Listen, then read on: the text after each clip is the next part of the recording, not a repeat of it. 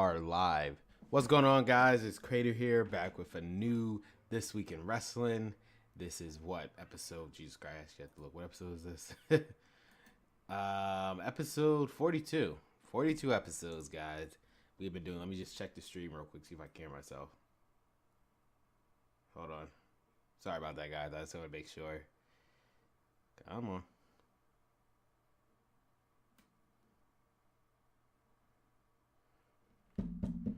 Usually when Ron is here. Okay, we're good. Sorry about that, guys. So what's going on, guys? Crater here. New episode This Week in Wrestling. A lot of news this week. I mean, you could tell from the title of the video. It's huge. I mean, Daniel Bryan. That's amazing. I don't think anybody expected. I mean, people think it was all a ruse this whole time. It gets so close to WrestleMania, but wow, Daniel Bryan's back. Before we get to any of that, though, as you see, Ron is not with me today. I believe he did tell me. I might have completely forgot. He did tell me he might not make it. Well, there was a chance he was going to make it this week, but he sent his regards. I mean, he sent his regards regardless. I think I said that right. I have no idea. But yeah, so it's just me. Hopefully I am entertaining enough. So first things first, as always, if you would like to support the podcast, just watching it and subscribing to the channel is always the perfect way to support the podcast. I really appreciate it, guys. If you want to support it monetarily, there are two ways of doing it. You can either sponsor or super chat. Sponsoring, which allows exclusive sponsored badges in live chat, exclusive access to sponsors only in live chat, and exclusive access to custom emojis in the live chat. And super chat equals highlighted messages in the chat stream that stands out. Your comment will remain pinned to the top of chat for a period of time. That being said, special shout out to our recent subscribers. Jesus Christ, I am horrible at pronouncing names.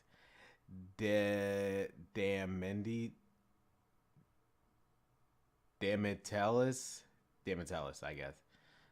Tommy Gibbs, Bradley Siller or Sliffer, and Kazuma Mia. I have no idea. But thank you guys for being subscribed. I'm sorry I butchered your name. That's just a thing. It's not just you. It's for everybody. I butcher their names. So I do apologize for that. Our current sub count is 3,952. So we will be reaching 4,000 subscribers soon. I really appreciate it, guys. Thank you so much for that. My goal is 6,000 subs by the end of the year, but based on our roll so far, we might possibly make it, and our monetary goal for today is just $1. All right, let's get into the news. And I was saying you are here. I appreciate it. 4 people are currently watching the stream, so let's get this thing underway. Let me pull up the news. Well, actually, I don't have to pull up this news to tell you what happened. Let's talk about the title of this video. Daniel Bryan is back, baby. Yeah, so this all started Tuesday afternoon, I guess. I got a notification out of nowhere from my job when I was working. Daniel Bryan's cleared, and I'm like, what? And it wasn't just like on some wrestling dirt sheets. WWE themselves publicly said Daniel Bryan is cleared. So Daniel Bryan is finally back. That retirement 2 years ago, that was all the work apparently. Yeah, he is back in ring competition after how many doctors have studied this guy and cleared him. We finally said, you know what? Okay, you're cleared. And wasn't that evident on this episode of Smackdown? I can't wait to give you my opinion on that, guys. Yeah, like, wasn't that evident? Jesus. Damn, Bryan's back. I mean, showed in the ratings. This was the SmackDown's best ratings they had in months because Dan Bryan. So it really did show. I'm just glad he's back. They needed this type of star power back for SmackDown. Gives more SmackDown people a chance. Then, hey, with Daniel Bryan's help actually wrestling, then so be it. I mean, Daniel Bryan always said he wanted to be one of the top stars of SmackDown. I always like SmackDown. So, hey, you're on the SmackDown roster. You're currently GM. I'm assuming that GM role is going to eventually fade away now since you can actually wrestle. And there you go. For Daniel Bryan. Really, like, he got cleared and now he's good to go. He can wrestle. The only caveat is apparently, based on what I've read, he has to be be seen by doctors after every single match that he wrestles, just so they know he's okay. I feel like he is the only person that has to have this treatment. I mean, at least we'll know he'll be fine, unless going days with being injured and whatnot. At least we know he'll be okay. So yeah, Daniel Bryan's back. I'll elaborate that more in my Smackdown review, but Jesus Christ, guys, Daniel Bryan, what a time to be alive. That's all I can say. All right, let's get into the mood. No, I said moves. Jesus, I cannot talk to you. I'm sorry, guys, because work was ridiculous. Some people need to be fired at my job. That's all I'm saying. Like, I was supposed to get off at 5 o'clock today. I didn't get off till like 6:40, which is why I was starting a couple minutes late. I was eating dinner. Should have ate dinner a couple hours ago, but I was at work. So, yeah, I apologize for that, guys, but I'm here, dedicated doing this podcast. And there we go. Let's talk about Bray Wyatt. Now, obviously, at this point, we know Bray Wyatt lost the Ultimate Deletion from from Matt Hardy. They lost the Ultimate Deletion. So, he got pushed into the Lake of Reincarnation or something like that. And we haven't seen him since. Where is he? I have no idea. He hasn't been seen since. And we have no idea where the hell this man is. And apparently he's getting repackaged based on what Dave Meltzer said. He's getting repackaged. And that's going to be interesting to see. If he does indeed get repackaged. Oh, wow. We have 5 people watching. That's cool. Yeah, he's getting repackaged, and hopefully, I don't want it to be the end of the Bray Wyatt character. I mean, Bray Wyatt's character was good. I mean, up until, I'll say it peaked, I will admit, it peaked in 2017 when he won a WWE title. But I feel, let's just run down the Bray Wyatt character for a second. Bray Wyatt originally started as a cult leader with him, Harper, and Rollins as his servants. I said this from the very beginning with Bray Wyatt. He should have never wrestled a match unless it was a pay-per-view or unless it was a championship match. That's what I always said. Bray Wyatt is a type of person who he doesn't need to wrestle. That's the whole point of Harper and Rowan. You have to get to him. You have to get through those two. So it's like, but he wrestled all the time, and I think that's kind of killed his character. He wasn't this mystical person he wrestles when needed. Like, the way I would have booked it personally, he would have never wrestled on Raw. He would have never wrestled on SmackDown. He would never wrestle on TV. If you want to see Bray Wyatt wrestle, you have to watch the pay-per-view. And like, he will only wrestle when it's a marquee match, or if it's somebody who Harper or Rowan cannot deal with, then the leader himself covers it. Like, that's how all leaders should be. You only step in when you absolutely need to. Unless, in this case, in the realm of WWE, the WWE universe, unless it's like it's an opponent that Harper Rowan can't beat, or it's a championship match. Otherwise, Bray Wyatt should have never wrestled on Raw, and Bray Wyatt should have wrestled SmackDown, because he's a cult leader. So, but that, whatever. But that slowly, like, went out anyway. I mean, he was good in 2015. I mean, sure, that feud with Roman Reigns kind of killed him, but up until that point, yeah, he was fine. I guess 2015 was his peak, I guess. The more I think about it, I think 2015 or 2014. 15 was like his peak. 2016, he was like kind of in limbo for like the most part. He was kind of in limbo. He was just, who the hell did he feud with in 2016? He wasn't even in the Money in the Bank ladder match. Oh, because he was injured. That's why in the beginning of half 2016 he was injured. Then SmackDown, when he finally won a freaking title, for God's sakes. He finally won a freaking title. Well, first of all, he won the SmackDown tag team titles with Randy Orton.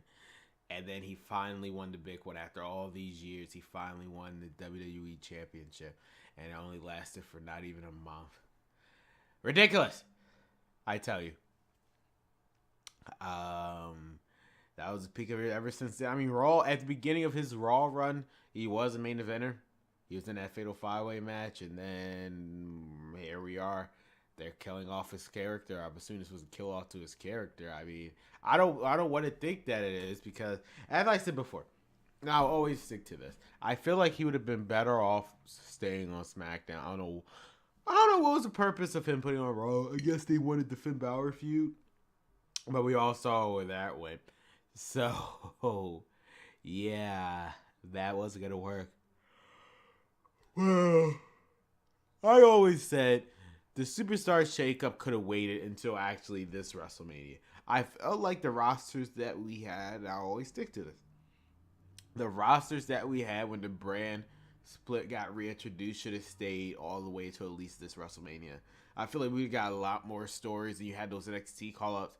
A lot of people, like, for example, Alexa Bliss, she's currently on Raw. She was staying on SmackDown. She could have feuded with people like Ruby Riott and whatnot.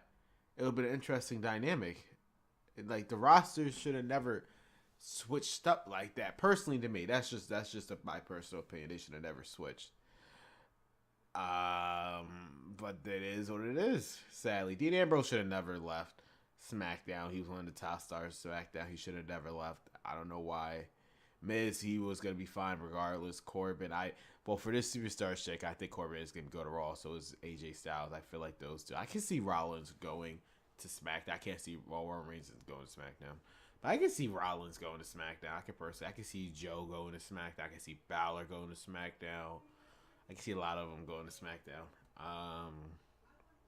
Kevin Owens and Sami Zayn have to go to Raw at this point. There's no way they can stay on SmackDown after WrestleMania.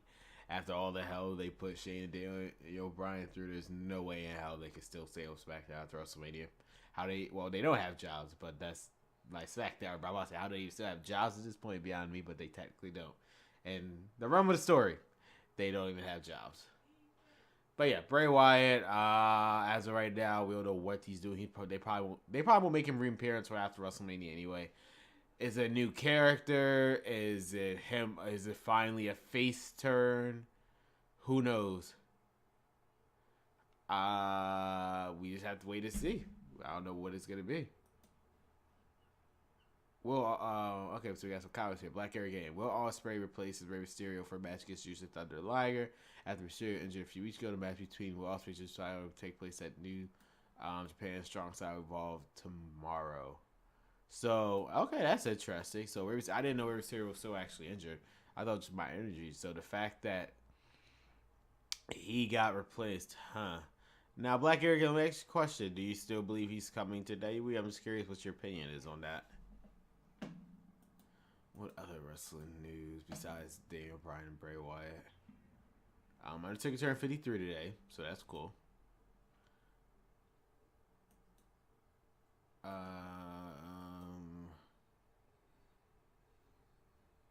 Oh yeah, there was John Gargano. There was something. Hold on, let me pull this. All right. Oh yeah, apparently let me read Hardy's Twitter. They said Vanguard has apparently found Bray Wyatt's empty vessel. The incomparable Vanguard has tracked down Bray Wyatt's empty vessel. Deletion of his essence, Abigail, has been extremely agonizing. The purging process is accompanied by unparalleled suffering. But in Omega, you realize that I granted you a kindness. Vanguard one has a Twitter? Are you serious?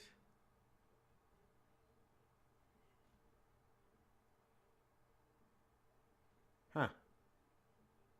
Interesting. I didn't realize he had. I had no idea he actually had a. But when was this taken? Before his stuff. All right. All right.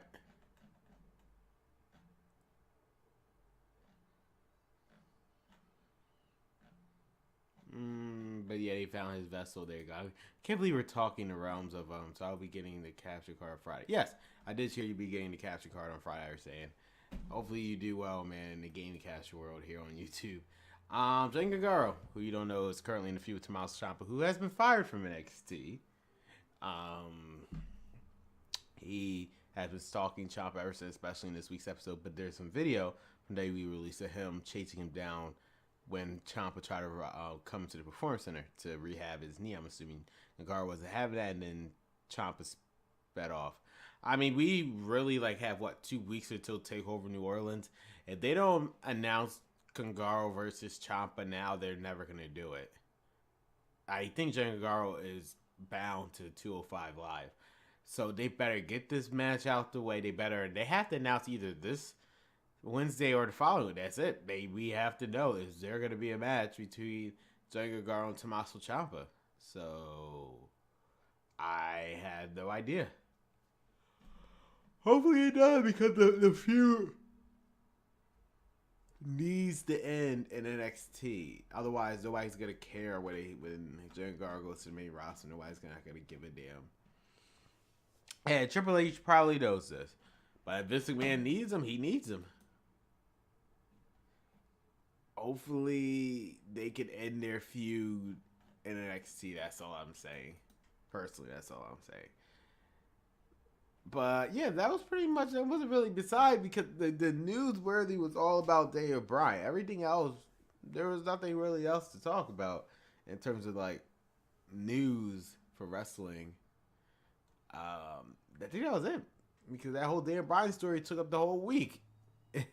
Monday was whatever, and then Tuesday, wait a second, Daniel Bryan. Then this has been the whole week was all talk about Daniel Bryan. I will talk about that more in my reviews. So stay back. I'll be right back, guys.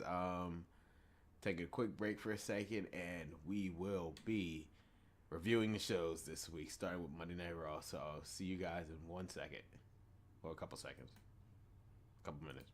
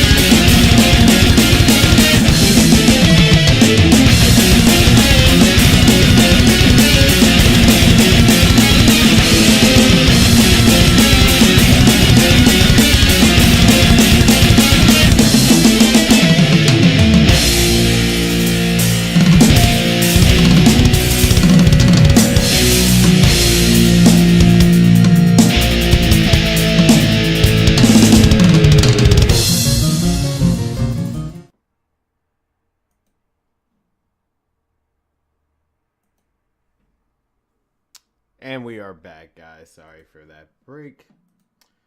I just can't. Apparently, they're live streaming Dragon Ball Super right now. I can't wait, guys, the last episode. So, we will. I guess we could do a Dragon Ball podcast eventually. Who knows? But, let's talk about Monday Night Raw, which was mainly about the ultimate deletion. Bray Wyatt versus Matt Hardy in the Hardy compound. It was an interesting one to say the least. And apparently, here's something interesting to know. Apparently, I'm saying apparently a lot in this sentence. Apparently. The live crowd did not see the ultimate deletion. They were instead treated to like live, just dark matches. They were not actually looking at the ultimate deletion. This was just exclusive to people watching at home. And that's interesting to say the least. I will definitely say that. That is very, very interesting.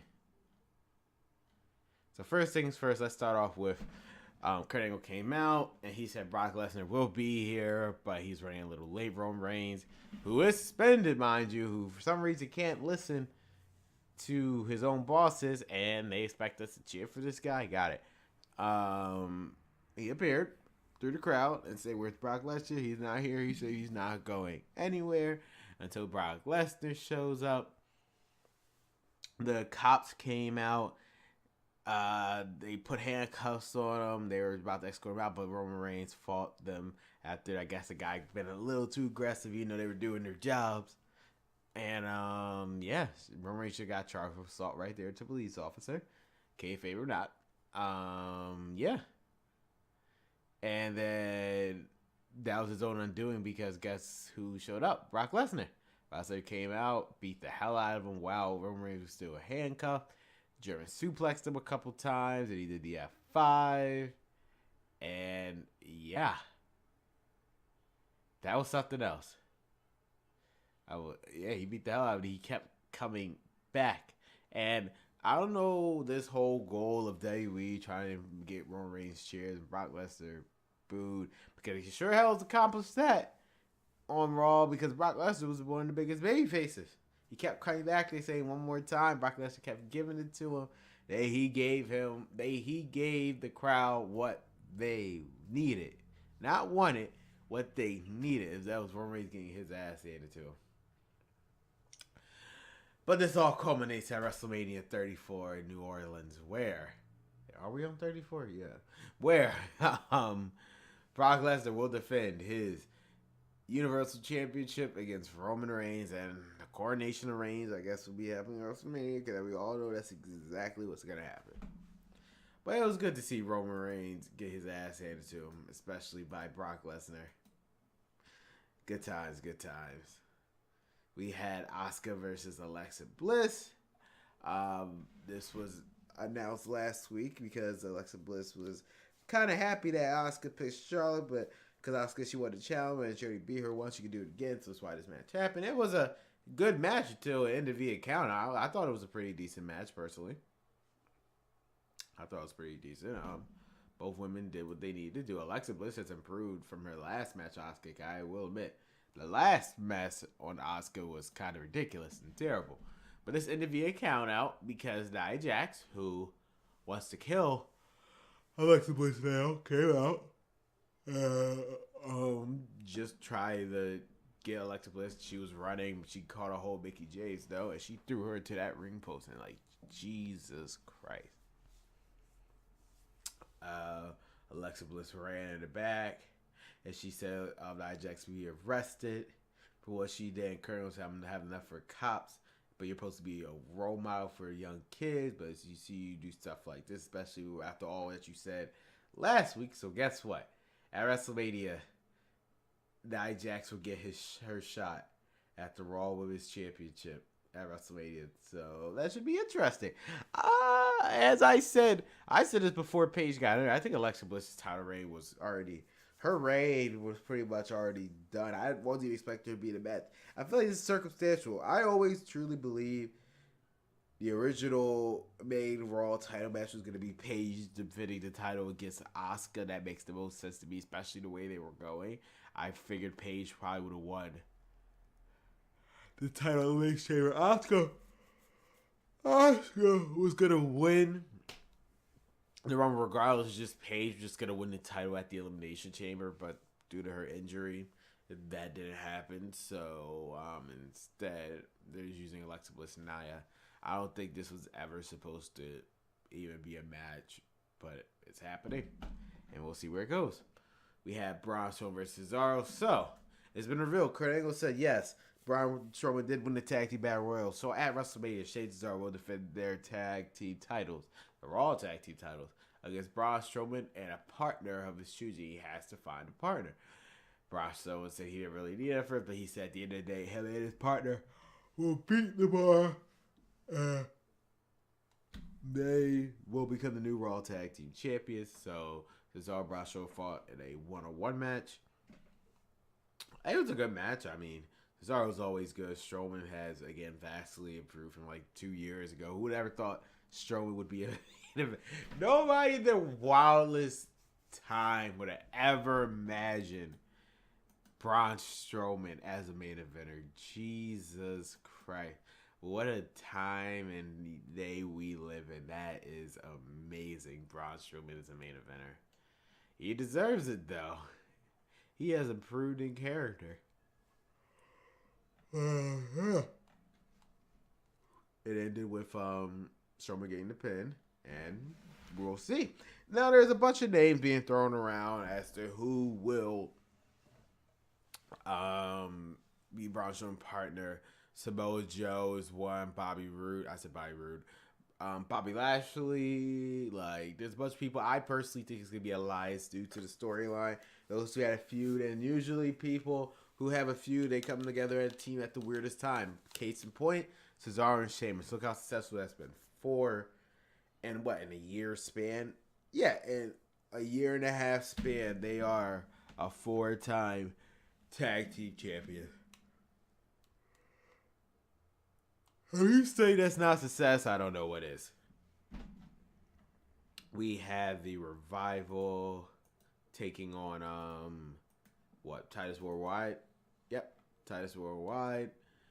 And obviously they won because why would they lose to Titus Worldwide? That would have been insane. And they announced themselves for the Andre John Moore Battle Royal. So I guess we know what the Revival's doing. And for some reason I put Premiere phone on my computer. 1 second, guys. I gotta close this. And although I may look tired and yarding, I can tell you I'm not. It's just because work killed me today. I stayed longer than I should have because we have horrible employees.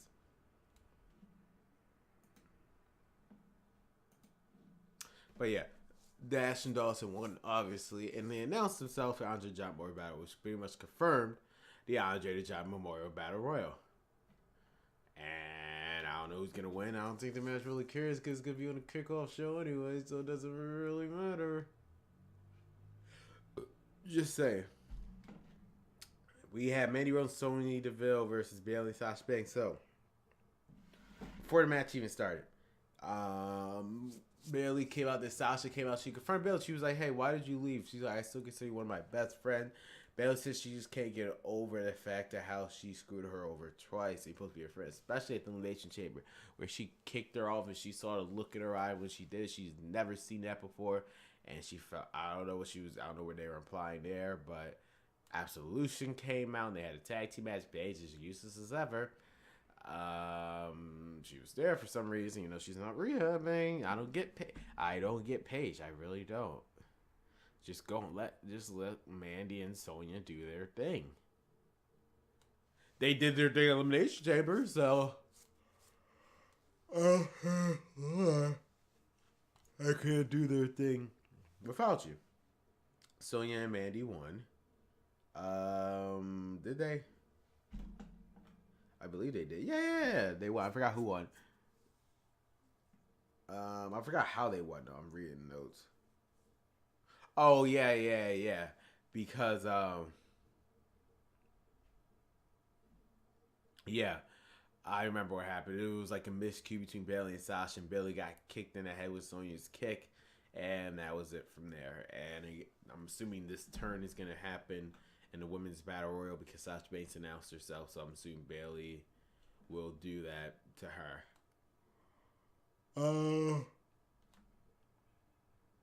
Yeah, none other than John Cena himself. Cena. He came out and addressed the crowd about The Undertaker. And my eyes bloodshot red. Holy crap. For why did I never put I never put that Raw thing on the screen. I thought I did. It's funny, I already had it on the screen, and I don't know why I didn't put it on there. John Cena came out, and he still demanded a response. We're gonna take a whole week, nothing. He was talking. Now this was like, what the fuck, man? He was calling Undertaker a coward. How he doesn't care about the fans. He ignored them. He just wants one more match. He wanted a response. He wanted him to shoot lightning, something. He just said a cowardly man. Like, he's supposed to have this godlike powers, godlike human person. Who want to show up? So,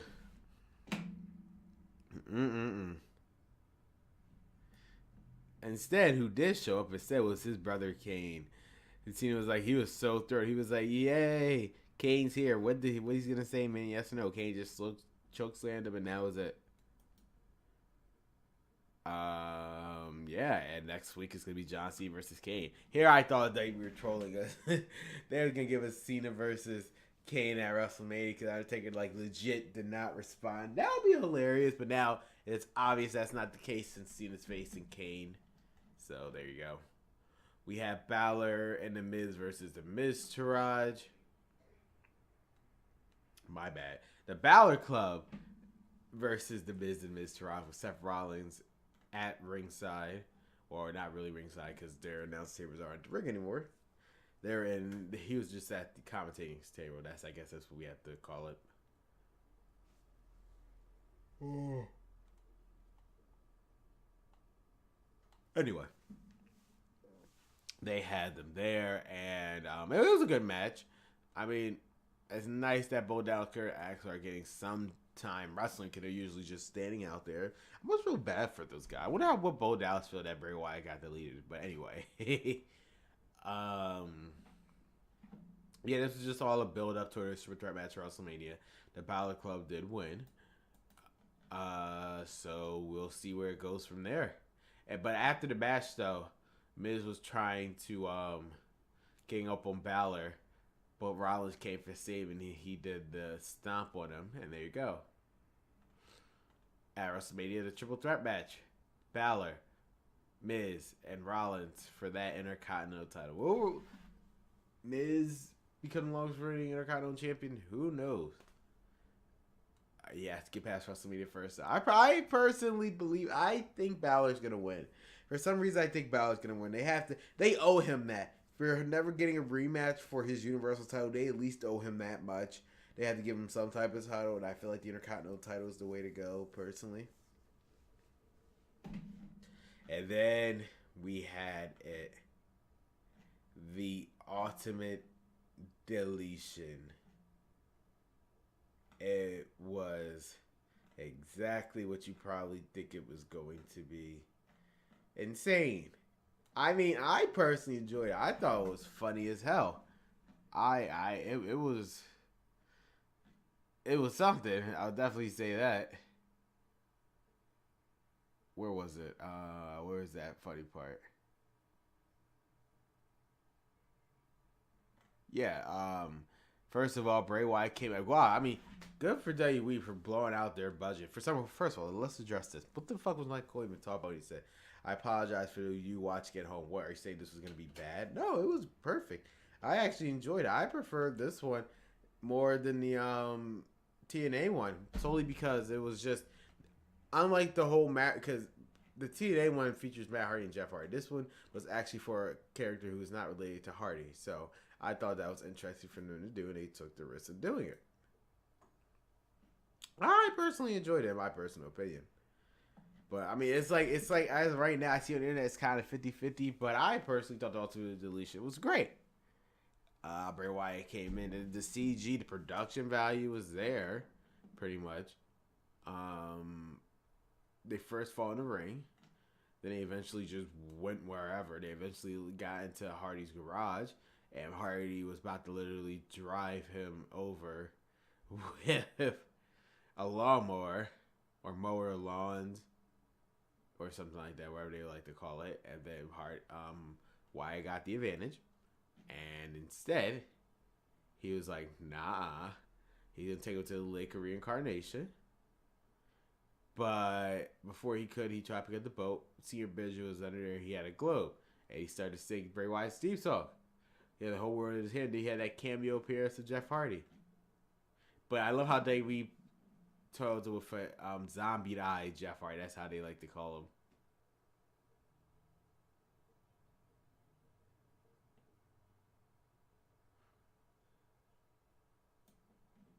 Like it was weird, and cause I was just thinking about something. My Hardy went with the twisted face. 1, 2, 3. I even know it was a pinfall match. Jesus. After that, he pushed him into the Lake of Reincarnation. He told Senior Bridger to fish him out. There was nobody there. And there you go. The Great War is over. Bray Wyatt has been deleted. And we won't know what the hell is going to become. So this is Bray Wyatt's end of Bray Wyatt's character. What can they do with this man? Is he going to be Braun? I mean, it's been speculated that he could be possibly Braun Strowman's partner, just as somebody else, completely different. I don't know what they could do with Bray Wyatt. So possibly could do with Bray Wyatt because his character is so interesting. Like, I don't know what they're going to do. And what could they do? It's going to be ridiculous. I don't know what they could do, but hopefully they do something soon with the guy.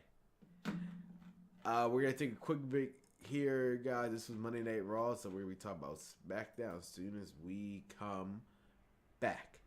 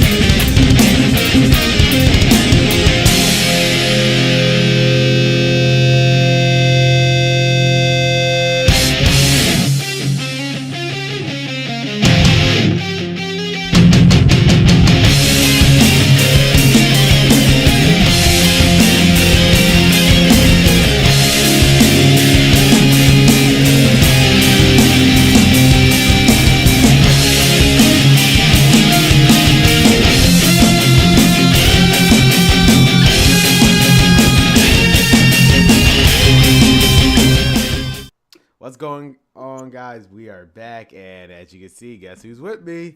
Ron. What's up going on? What's going on, Ron? What's going on, everyone? I know I'm not dead. I know I haven't been on for the past couple of weeks. March is my birthday month. I was born the 13th, and it's legit hard. Family and your friends want to treat you and hang out with you and stuff.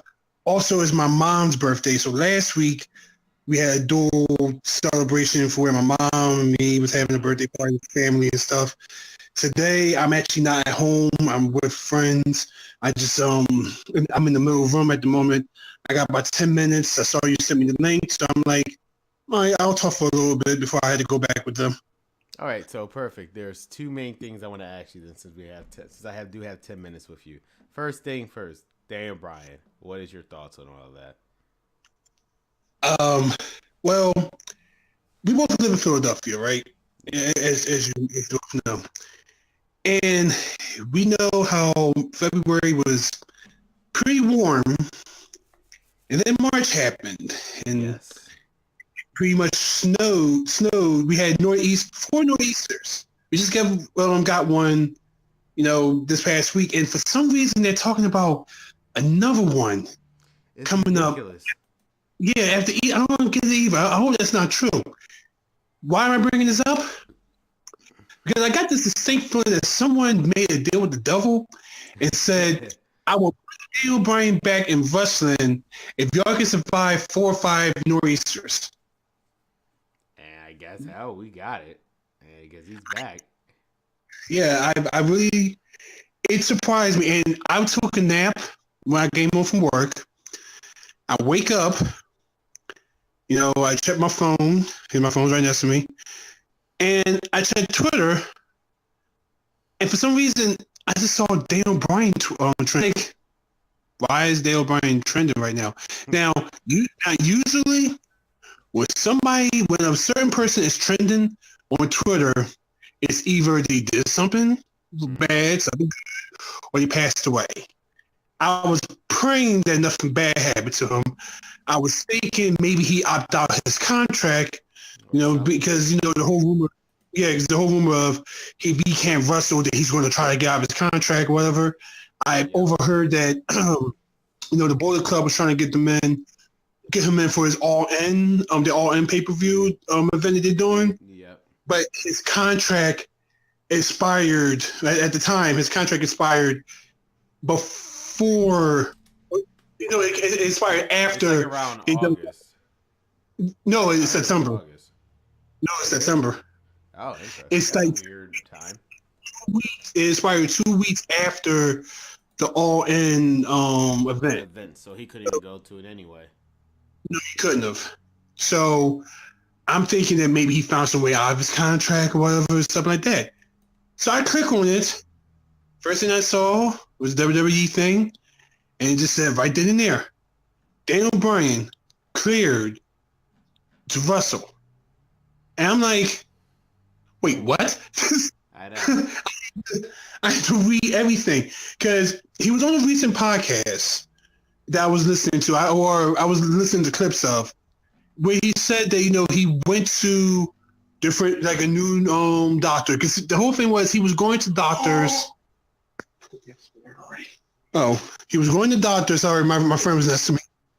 He was going to doctors, and he was already getting new tests done, and he was passing. He was passing every single one.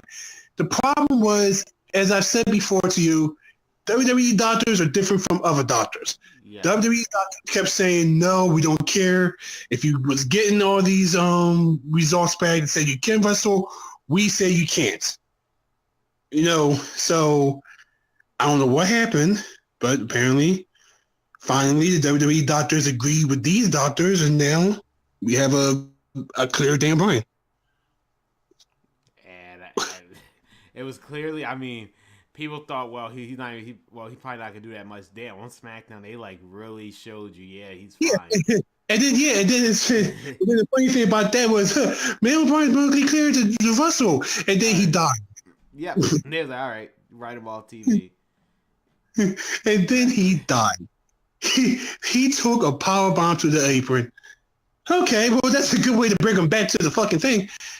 So And they were like, "Well, you see, guys, you got him. You got he did his wrestling moves. There you go. That's all I wanted, right?" yeah. Now here's my thing. Here's my thing.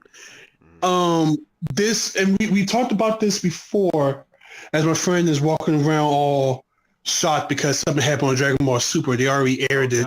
Don't tell me I was gonna watch soon after. Go that way. Go that way. Oh my god. Go that way. I don't want to hear it. So here's my thing. Yeah. So here's my thing. We both had said this for the past couple of weeks. Who's the heel and who's the face in this whole Shane, Daniel Bryan, Kevin Owens? Yeah, and it's like because like 1 week it seemed like Shane might do something sneaky. The next minute, Daniel Bryan does something sneaky. Now what it looks like, based on the fact that they both got attacked, and now that Daniel Bryan's medically cleared to wrestle, now we're about to have a tag team match, and we saw this coming. I know we all said because we just didn't know how it was gonna work. We just assumed they were gonna get to that point, but it was weird for both Bryan and Shane to team up after all what they were doing for like the past 3 months. I feel like this is going to be Shane McMahon's "I told you so," and whatnot, and how Daniel Bryan's like, yeah, I know. Let's just team up and beat their asses. That kind of thing. That's the thing, though. So, like, where do they go from there? Kevin Owens, Sami Zayn, they can't. It's pretty much all but confirmed. They have to go to Raw. Like, there's no way they could still be on SmackDown after this.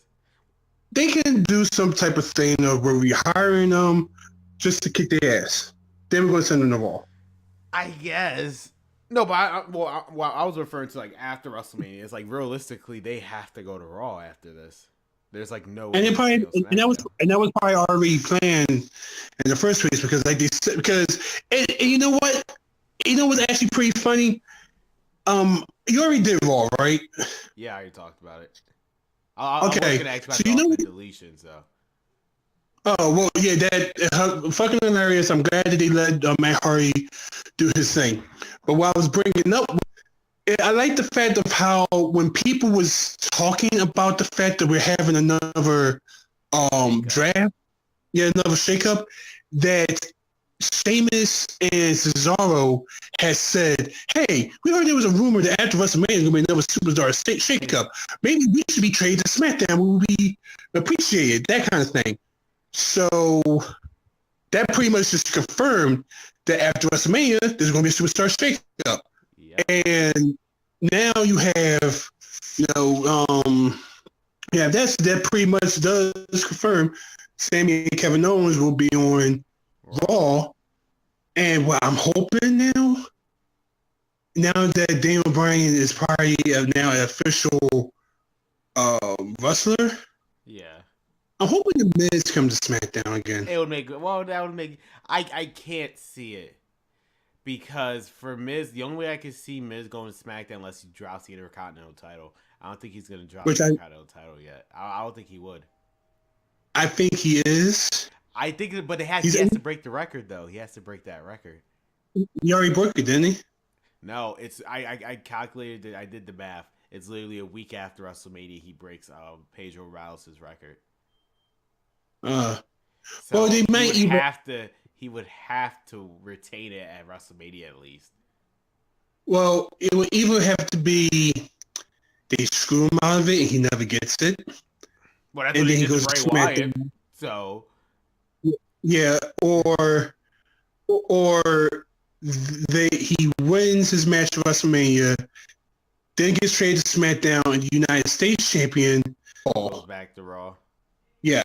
But those two titles are interchangeable anyway. Yeah, they are. But I want.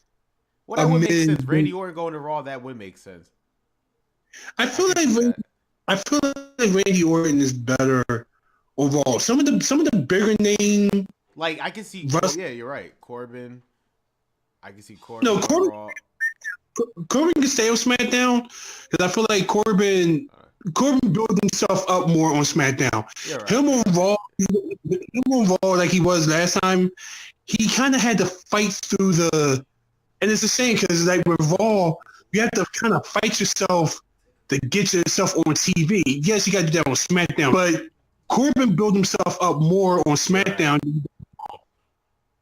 No, yeah, you are right. I feel like it's the same thing with like Seth Rollins being on Raw. I see him going to SmackDown after that, but for God's sakes, they just released a shirt that said Monday Night Rollins. Can he really leave Raw? I don't think he's. I don't think he can ever leave Raw. I don't think. I feel Roman like ain't never leaving fucking Raw. Roman ain't working Tuesdays. You know what I'm saying? yeah, no, but no, I think he never fucking leaving that show. I don't know. I think Finn and the Bottle Club might go to SmackDown. Yeah, I said that. I was like, I see AJ. If Balor doesn't go to SmackDown, I see AJ going to Raw after WrestleMania. What else can AJ do after losing to Nakamura? I can't see it. True. There's not like there's literally he already feuded with Jinder. He already feuded with Owens and Zayn. Like this is literally it. Yeah, he else for him to do. He can go to Raw, and then you have Finn and Nakamura. That's what I saw. Yeah, going after each other. So I can definitely see that happening. As for Ambrose, I don't know what they. I know I can see Joe. Maybe the reason why they're holding off Joe is because maybe they might put him in SmackDown. I can see that. Yeah, because Joe is healthy. He's healthy and he can actually go. It's just all right. So I was talking to my friend about this. I see Joe coming in as a surprise at the Giant Memorial Battle Royal. Yes. I can see that as long as it's not on a kickoff show. I highly doubt. If it's on a kickoff show, I can't see Joe coming back on there. Because they did with Corbin. They made the Andre Giant Memorial Battle Royal on the main show just to debut Baron Corbin. I'm going to tell you something. I'm going to tell you the truth now. What? I'm going to tell you now. I feel like the women's Battle Royal is going to be pre-show. Both of them are going on the pre-show. No, I think the women's is going to be pre-show and the men's is going to be main. Well, it'll be punishment for the women because they're going to say, see, well, guess what? Y'all changed the Fabulous Moolah name, so guess what? No trophy for you when you're going on a kickoff show. Well, remember, it's not their fault. People just spoke I up. know. They're going to say, well, yep, guess what? No trophy for you. Every single fucking wrestler was tweeting of, oh, it's going to be so fabulous for me to be in the first ever Fabulous Moolah Royal Rumble or blah, blah, blah, blah, blah. Hell, fucking Carmella was calling herself the next Fabulous Moolah. I know, and they stopped that within a week. Like no reference. It's like Fabulous doesn't exist anymore now. Wait, when she said that, I was just like, you sure you again, the person I feel bad for the most is the guy who made the trophy for them. It was pointless. Man, that trophy's not even real gold. But that's not the point, though. Whoever put the time and effort to make that trophy was absolutely like this is what they can't use it anymore, or they can pretend like it's Mae Young, as my brother said. They can just pretend like it's Mae Young and give it to him. Listen, the reason why I don't care is that's the same trophy that this person who made that trophy is probably the same person who made that ugly ass Ultimate Warrior statue. That shit is scary. You ever look at that thing's eyes? No, I never saw it up close. It's just again. Look up the Ultimate Warrior statue and see if you can get a good close up of his face. That thing is scary. But you know what kills me though? I don't know. I'm not trying to sound sexist because I'm probably about to be. But I feel like here's the thing. For this much backlash for Fabulous Moolah, why do we still have a Warrior Award then? Well, I'm just saying. And no, you're right, and it's not sexist, but I've said this to somebody, the same exact thing. The Warrior Award, number one, is not what it's supposed to be. I know, it was never, like, he is the complete opposite of what Warrior said. Yeah, the complete fucking opposite. What he said, and I've said this to somebody, what he said was, he wanted it to be an award for the people backstage, the people who bring, the people who do the camera work, the people who backstage stuff. And for some fucking reason, I know we took that out of context apparently. Because listen, I'm one of the hugest Ultimate Warrior fans as a wrestler. Okay, as the wrestler Ultimate Warrior, I am a fan. As the person, as James Hellwig, or as he changed his name to Warrior, he's a dick. Okay, a humanitarian, he is not. All right, like I said, I love the Ultimate Warrior as the character. You know, the person who goes into the ring and does everything. The man behind the face paint is a fucking dick. All right, he really is. So a humanitarian? No, he's not. So the fact that we're going to take what he said and just retweak it from, we're going to, I don't know, cancer patients and Connor. You know, remember Connor? Remember crying? Yeah. Well, that's the thing. You can't tell me that he's not smart. They did it in a way where it's like, well, you can't boo them because if you boo them, it'll show what kind of people you are. So they did it in a way where it's like, yes, we know we're doing the complete opposite of what he says, but who cares? But hey, we got this little kid here that died. What are you going to do, boo us? So yeah, that's the point. So yeah, you're right. They have made sure that you can't boo these people. But yeah. Don't you want to feel shitty? Go ahead and boo Connor. Go ahead. I dare you. I double dog dare you. Hey, here's a little. I miss you. It's insane. It's insane. But my last question is the ultimate deletion. What do you think the fate of Bray Wyatt is? Did you see his tweet? Yeah, because he tweeted goodbye. Yeah, he said goodbye. No, he tweeted earlier today. Oh, he did. Oh, I didn't see it. Let me see. Hold on. It was pretty much a poem. It was pretty much a poem that he came up with. But the fact of the matter is that he says all this stuff, and people are asking, how the hell are you tweeting? What kind of service are you have? You're deleted. What the fuck do you have? What kind of service do you have? But the ultimate deletion is somehow like I failed you, you failed me, and something like that. What did you feel about what you call it? Michael Cole's comment? It made no sense. Did you see that? Listen, he said, "I apologize for viewers at home." What the hell are you apologizing for? Because a lot of people was giving Michael Cole flack, which personally I don't think he deserved. He is in character.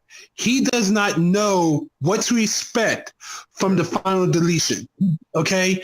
That's his character doing this. I'm pretty sure they told him. I'm pretty sure every wrestler from New Japan to WWE to every little wiki-dink wrestling corporation watched those deletion matches back on Impact, okay? I'm pretty sure everyone did. I'm pretty sure everyone had their laughs. I know Michael Cole has watched it, and I know he probably enjoyed it. Michael Cole, the character, is playing the person that's like, I don't know what the fuck's going on. Why is there a boat? Why does the boat have a name? He's supposed to play confused, okay? Corey Graves is the only person who understands what's going on. Coach doesn't know what the fuck's going on. Michael Cole is saying, I don't think he knows the job that he even has. And Michael, he's a lot better than Booker T. Can you imagine Booker T? Yeah, no. Can you imagine Booker T calling it ultimate deletion? Okay, but Michael Cole is supposed to play the part of what the fuck is going on. All right, that's what he's supposed to play. Apparently, a lot of people got angry at him, and he didn't deserve that. He didn't have to say sorry, in my opinion. He didn't deserve the fact of, you shouldn't have said that. Oh, you should have paid attention. I'm playing a fucking character. I'm not supposed to know what the fuck this means. So, I mean, he didn't have to apologize. That's why I'm getting at. But as far as ultimate deletion in whole, I liked it. I mean, we already know what you're getting from it. The thing that I was afraid of was the WWE going to take control over anything? Because we saw what happened with when they tried it the first time with the New Day and the Wyatt family, and that was just a complete clusterfuck. Yep. we saw it again at the Resident Evil DLC match, where well, with Randy Orton and Bray I don't Wyatt. know what the fuck that I, was. I, Why was I Bray keep Wyatt calling involved it in all three of them? That's ridiculous. because this is, I guess that's his style. But like I said, it's the fucking Resident Evil DLC match. That's why I call it. The but the fact that they Matt Hardy pretty much let me take control of this, because when you think about it, this match didn't looks exactly like what they did with TNA. Mm-hmm. There was no nothing, and like they didn't try to do any super special effects. They didn't try to do any little put their little WWE spin on it. This was Matt Hardy and Bray Wyatt doing what they do, and Matt Hardy calling the shots of, I want my chair right here. I want my boat right here. I want my lawnmower here. My mower of lawns. What was the other one? The chair wheels. Yeah, the chair wheels. Yeah. You know, like he wanted right there. The one gripe that I do have with Ultimate Deletion, it should have been longer.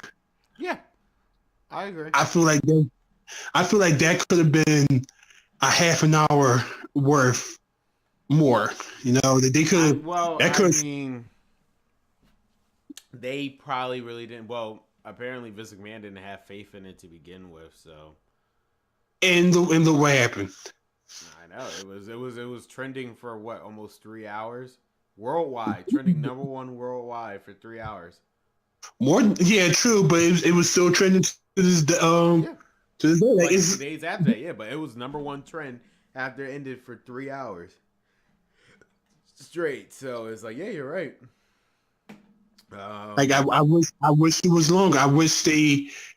I mean, it's good to see Jeff, back. I know he probably couldn't do anything. I mean, he is medically cleared, but he also got in trouble.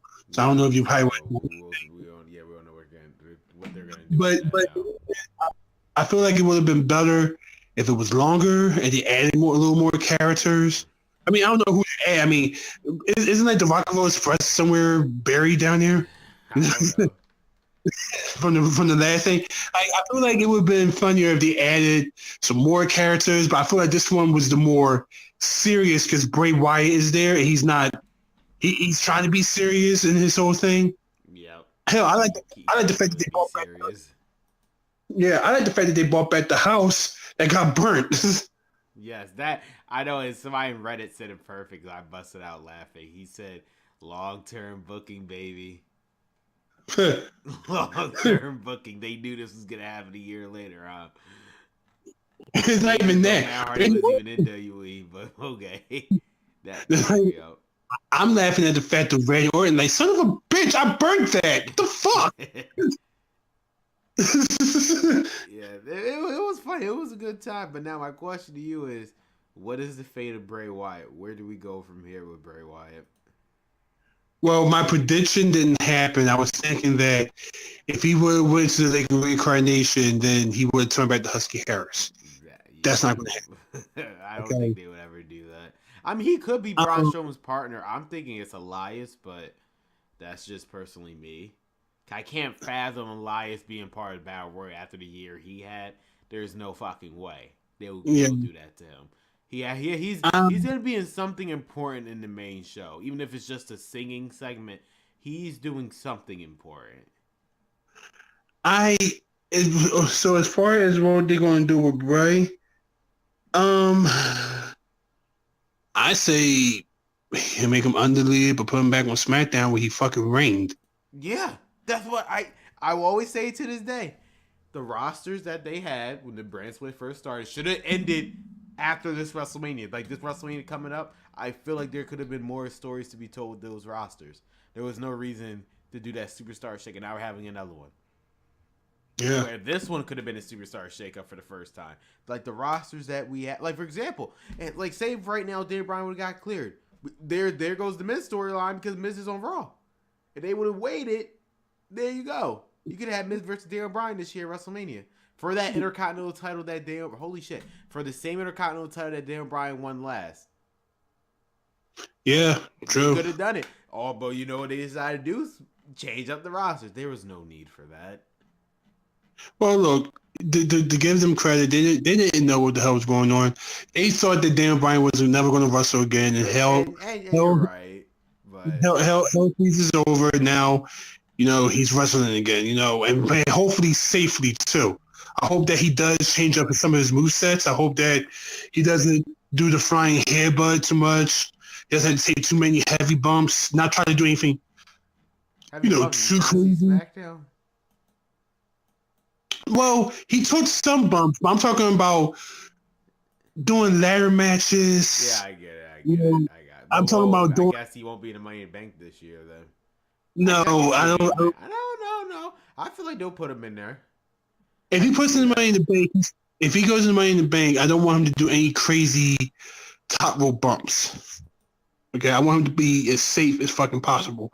I don't want him to do the flying headbutt anymore. To be honest, I don't think he because would. I don't think he would. I think that right like knee and the label lock or the yes I, lock I want is fine. I want him to be more grounded than he had. Not saying that he was a high flyer. He was never. That's the thing. That's what people keep mistaking. I was like, if you really look at it, Dan Bryan wasn't really ever a high. Sure, he did the tope suicida from the outside, but so does Dean Ambrose. So does Seth Rollins. Everybody does that move at least once. Dan Bryan was really never a high flyer. He was a technical wrestler at heart.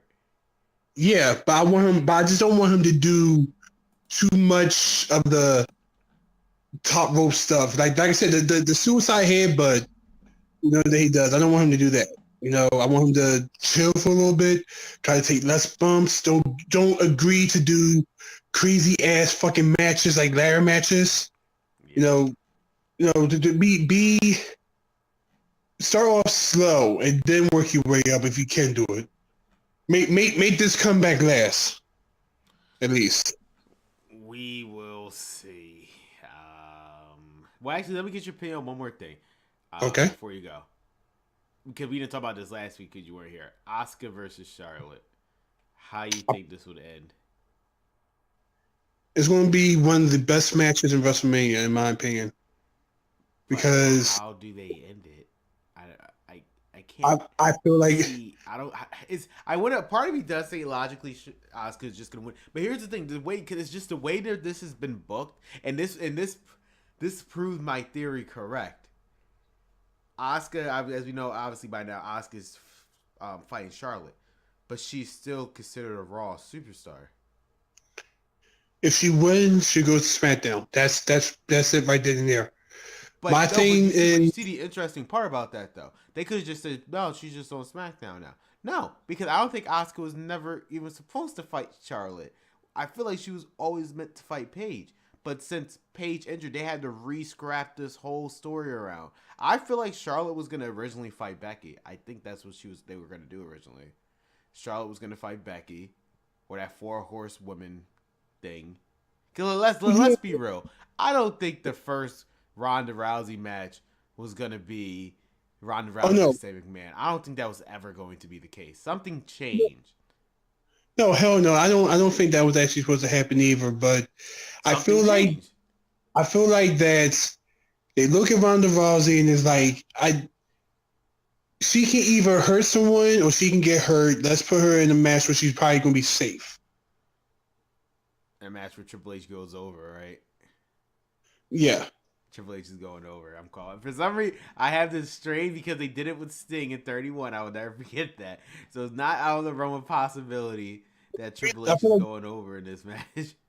then again, let's remember this. Triple H also doesn't mind losing WrestleMania. He Oh, yeah, has I know. the Oh, it's been proven. worst WrestleMania record.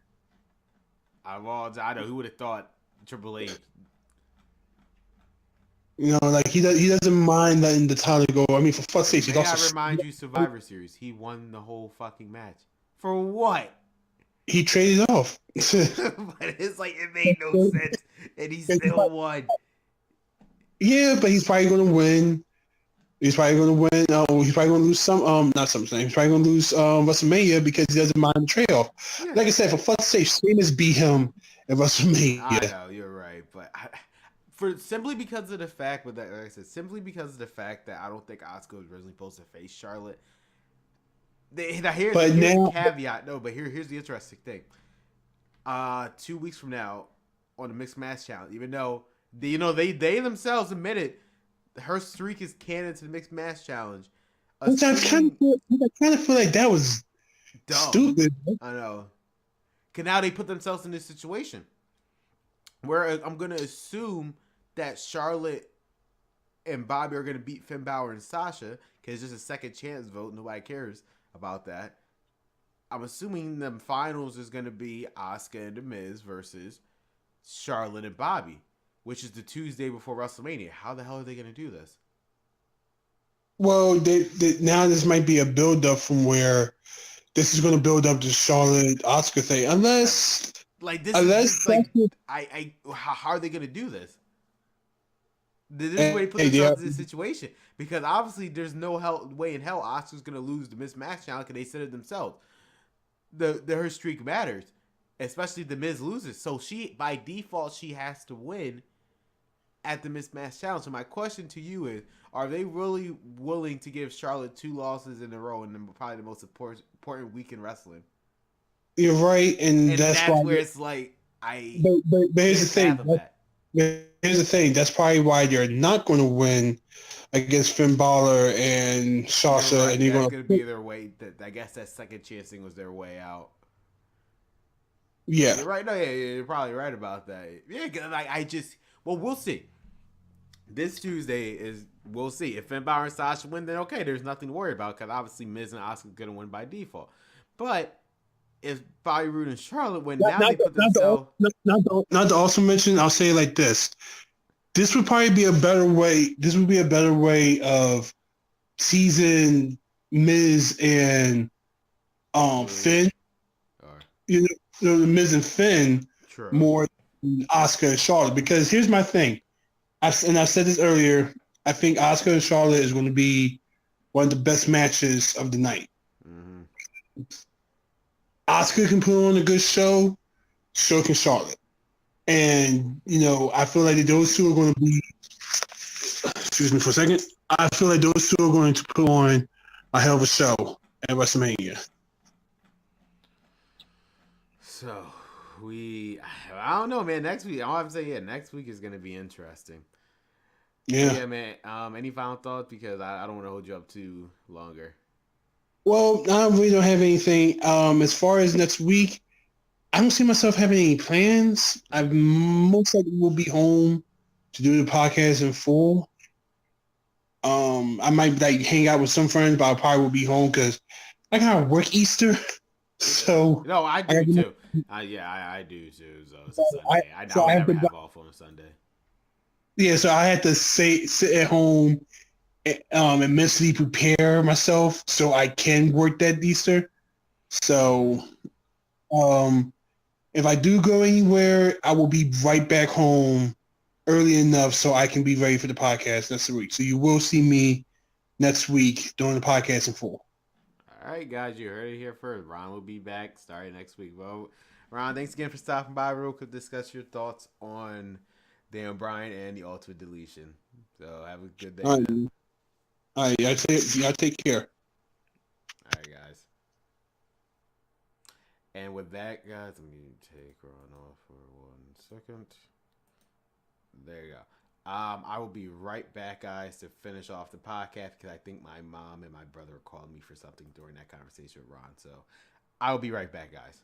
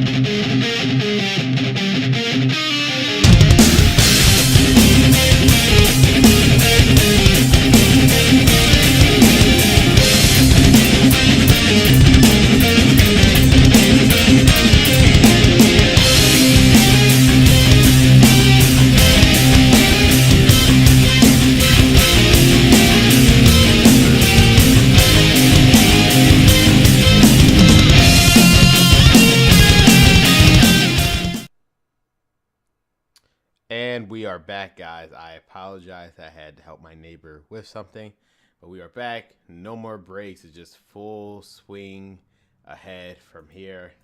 Surprised one person still watched how many breaks I did. I am horrible at this. Luckily, I'm not sponsored. If I was sponsored, boy, would I have lost that sponsor in a heartbeat. But yeah. Hold on.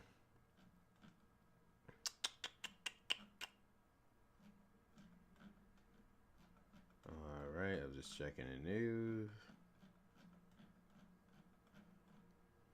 Alrighty then, let's talk about Smackdown. Again, the biggest thing on here, Daniel Bryan being cleared. That was something.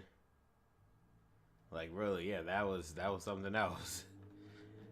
Daniel Bryan came out, he talked about, yeah, if you just fight for your dreams. And that was the main tagline throughout the show. Even Kevin Owens used it, fight for your dreams. I mean, yeah, you fight for your dreams and anything's possible. Dan Bryan came out and he said, yep, I'm cleared, but I don't know when I'm going to be able to wrestle. And everybody in the crowd started chanting WrestleMania. He looked at WrestleMania, so I'm assuming that's going to be when. But he is cleared and he is good to go. He wanted to confront Kevin Owens and Sami Zayn, but he had to wait until they arrived, which is weird. How do you show up late for work? I guess. I mean, Kevin Owens did explain why, but yeah. How you like to your own show? But regardless, they played the storyline to the main event. Good for Daniel Bryan, though. So glad he's back, and good things are coming. We had Shinsuke Nakamura versus Rusev with AJ Styles at ringside. Now, AJ Styles is actually injured, for those who don't know. He is actually legit injured. Apparently, he is still good for WrestleMania, but they're not going to make him do anything until WrestleMania. But yeah, Nakamura fought Rusev, and then Nakamura won. Now, a similar thing to, like, what, last week? I believe, where AJ was getting beat up, Nakamura helped him. It looked, while Nakamura was getting beat up, it looked like AJ was going to help him, but Nakamura didn't need the help. AJ took out both of them. I feel like the original thing was that AJ was just going to help him out this week, but due to his injury, he couldn't do it. Then backstage, AJ and Nakamura talked to each other. He was like, yeah, just one more thing, AJ. He was like, yeah, I know. You're going to beat me at WrestleMania. He said, you should have more confidence in yourself. But yeah, he is going to be at WrestleMania. And the dream match, Styles, Nakamura, WrestleMania. That should be something. And a lot better than Brock Lesnar versus Roman Reigns, because we all know what's going to happen. Corbin versus Dillinger. I'm glad to see Corbin. I mean, I'm glad to see both of these guys doing something. Dillinger's doing something. Obviously, Dillinger was going to lose, because why not? Corbin announced himself for this was just pretty much building up to the Andre Memorial Battle Royal. Corbin won, and hey, I mean, anything's possible. I don't know who that. To be honest with you, I can't even see who the hell is gonna win the Andre Giant Memorial Battle Royal. There's not one guy say, hey, they for God's sake, they might just give it to Corbin twice. Who knows? Anything's possible. We had Natalya versus Charlotte in a very, very, very good match. And Natalya entered the women's battle royal, so not like she had a choice. But yeah, it was a very good match between these two. And again, Natalya is probably the best wrestler, that women's wrestler they have besides Asuka, Becky, and Charlotte. Like, she is very, very good. And how old is she now? Like, I forgot sakes. How old is she now? I'm looking up her age right now. She's 35. Jesus Christ. She is that good. How old is him? Oh, alright. But yeah, Jesus Christ. Man. They're like that good. Natalya's that good. It was a very, very good match. Carmella pretended like she was going to cash in. That didn't happen. Natalya beat Charlotte. Which is interesting because the fact that Charlotte lost by... They put themselves in a situation as the Bryan Alvarez guy said wrestlers ever. Like, Natalya won, so by default she should be included in the Women's Championship match. I guess their logic could be Asuka won, so she's guaranteed a one-on-one match. But she's in her battle royal. Maybe she might win. Who knows? We had Harper versus Jimmy Uso. Obviously, the Buzzer Brothers was going to win.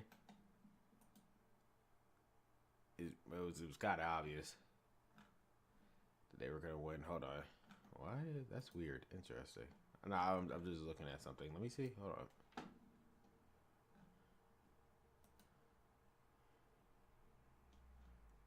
Hold up. Anyway, yeah. Harper won, and then the Blood Brothers are getting beat up both Jimmy and Jay. They haven't announced anything yet, but I'm assuming it's going to be a triple threat between the New Day, the Usos, and the Bludgeon Brothers. Unless it's just going to be the Bludgeon Brothers versus the Usos. I'm assuming. We don't know nothing. We know nothing about. They have like 2 weeks to figure that out. Jinder Mahal, Randy Orton, Bobby Roode is finally confirmed. All three of these men will we face each other at WrestleMania in a triple threat match for the United States title. So yeah, that's gonna be something. And those three, well, first of all, they took out Jinder Mahal out of the equation. Randy Orton was gonna hit the RKO on Bobby Roode. He reversed to try to do the Glorious CT. He reversed triple threat between all three of these stars. Who's gonna win? For some reason, I feel like Jinder Mahal is gonna win because why else is Jinder Mahal in this match? Who knows? So I had to assume Jinder Mahal is gonna win for some reason. Bobby Roode officially turns heel. Yeah, Becky, and Naomi versus Liz Morgan and Sarah Logan. Glad to see Becky win. They're entering the women's battle royal as well. So we will see who is going to win. I hope Becky better win. She didn't win the Royal Rumble, so I'm praying to God she wins the Andre. I'm about to say Andre the Giant. The women. I want to say Fabulous Moolah, but nope. And then when Daniel Bryan came out, Kevin Owens and Sami Zayn appeared. All hell broke loose. Daniel Bryan officially fired Kevin Owens and Sami Zayn. They beat the crap out of Daniel Bryan. Did his shit. I mean, he did his shit. He did his kicks, his running drop kicks. It was amazing. Like, Daniel Bryan's officially cleared to wrestle again. It was like ever evident. But it was cut short because Kevin Owens powerbombed him on the apron and Daniel Bryan was left on his stretcher. But Kevin Owens and Sami Zayn are officially fired. So, and I love how they're really playing this up because if you go on their website, Kevin Owens and Sami Zayn are not affiliated with Smackdown anymore. So, they're fired. And there you go. We'll see. Obviously, next week we'll see what happens. Next week, but as of right now, they're officially fired. I'm assuming the match at WrestleMania is going to be a tag team. There's a lot of tag team matches at WrestleMania, I'm starting to realize. It might just be a Fatal 4-Way. I can see it being a Fatal 4-Way. There's too many tag team matches happening, so I could actually personally see it being a Fatal 4-Way, in all honesty. Yeah. 205 Live. Let me pull up 205 Live and NXT.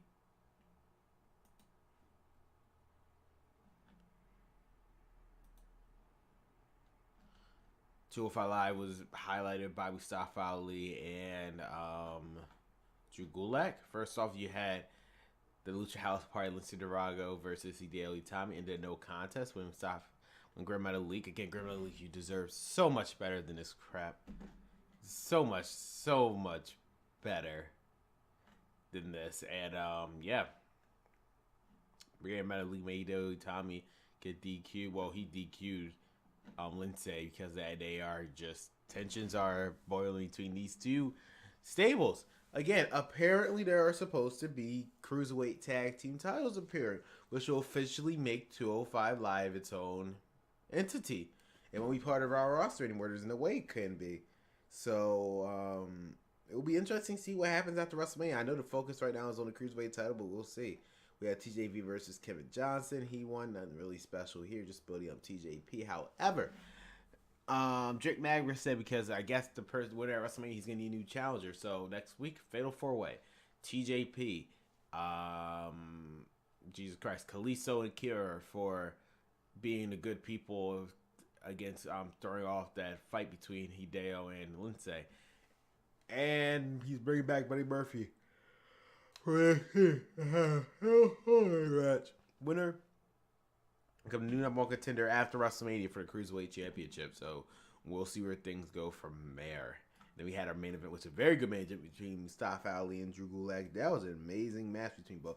Drew Gulak, he could anything that they give him, he does amazingly well, and so he did good in here. And wow, what a match! Mustafa Ali won, which me and my brother already predicted a long time ago. It was like I figured it was gonna be these two at the end, based on how much like these video packs with Mustafa Ali and stuff. It was obvious Mustafa Ali had to at least go into the finals. So there you go. I truly believe this. The way they've been promoting it, I don't think it will be on the pre-show. It might be the very first match, but it won't be on the pre-show. Mustafa Ali and Cedric Alexander are fighting for Cruiserweight title at WrestleMania. That's gonna be something. Who are they gonna give it to? I think they're gonna give it to Cedric. Just they owe him one for what they've been doing. So he had to cover for his Swan. Like they owe him this. So I believe they'll give him the Cruiserweight title if anything. NXT, Jangaro's back briefly. Tommaso was doing his thing last time where it's like, yo, I don't care that Jangaro's gone. I'm the reason why he's gone. So yeah, it's something. And yeah, I can't wait to watch Super. That's all I'm saying. I don't know what's gonna happen, but yeah. Jangaro Tommaso Ciampa was just taking the sign because they had these Jangaro signs in the crowd. He took off when he took one, and the guy took off his mask and it was not Jangaro, and he beat the hell out of Tommaso Ciampa before security took him out. I'm assuming this is gonna be a match of Takeover. It has to be. Otherwise, they're building this up for nothing. We're 2 weeks away from Takeover New Orleans. I don't know what the hell they're gonna do. They had Roderick Strong and Pete Dunne versus Only Lurker Dane Burch in a Dusty Rhodes Tag Team Classic. Now, originally, Roderick Strong and Pete Dunne were not even in a goddamn match, but because of apparent injury with Tyler Bate, they got thrown in there. So just a team out of nowhere. One Messiah, the end of Heartache, it was over. So they advanced. Too bad for Only Lurker and Dane Burch. The one thing I want to say though, if you guys go on Only Lurker's Twitter, you have to watch this amazing video that he did, like an aftermatch of this. This was just amazing. Him and I'm assuming the guy interviewing was Samoa Joe, so it was just amazing. Personally, to me, that you just gotta watch. That's all I say. Go on Only Lurker's Twitter, follow him, and just watch that video. Amazing. Yeah, Ember Moon versus Leah. Shayna Baszler was at ringside, just talk about the match. Ember obviously won against Aaliyah. All this is leading up to her facing her in a rematch, and I would have to assume because they're giving her a rematch, Shayna Baszler has to win. Otherwise, this makes no sense to even give her a rematch in the first place, personally. So she has to win. You had Andrade CM Almas that he wants Aleister Black to show up next week. And we'll see where it goes from there. I'm assuming that's the main event for Takeovers New Orleans. And then we have where we're gonna make. He said he's gonna make an historic announcement next week, which I already know what it is, and which is obviously what you guys should know what it is too. The North America title is gonna be announced. So then you had Adam Cole versus Cassius Ohno. Very good match. I don't know what they're doing with Cassius Ohno, or what are they? I couldn't even tell you what they're going to be doing with Cassius Ohno. The way he's been booked, is he turning heel? I have personally no idea. Adam Cole won, and we'll see what happens with them next week. And that was this week in wrestling, guys. Hope you guys watched today's video, or you liked it. If you liked today's video, hit that like button, comment down below, and subscribe to my channel. I apologize for all the breaks. I was doing stuff on the side. As soon as this is over, I'm probably going to watch Super and call it a day. Gotta go to work, sadly. But until then, guys, thank you guys for watching. Always, this is Crater signing off. Well, signing off. Catch you guys later. See ya.